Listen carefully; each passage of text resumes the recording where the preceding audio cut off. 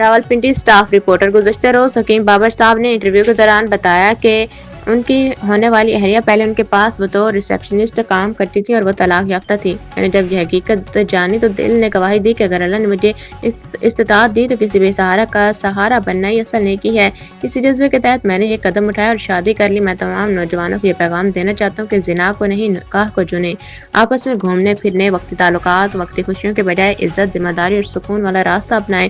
نکاح صرف ایک رشتہ نہیں، یہ سنت ہے، تحفظ اور دلوں کو جوڑنے کا ذریعہ بھی ہے۔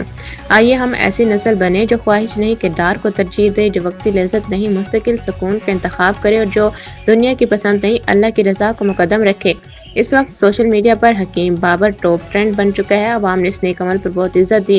انہوں نے نئی آنے والی نسل کو میسج دیا کہ نکاح کو ترجیح دیں، محبت کو عزت دیں اور زندگی کو سنت کے مطابق خوشگوار بنائیں۔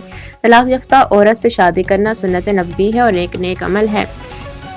حکیم صاحب نے باتوں کے بجائے عمل سے ثابت کیا کہ ہمیں فرسودہ روایات کو توڑنا چاہیے۔ ایک نئی زندگی کا آغاز ان کو مبارک ہو۔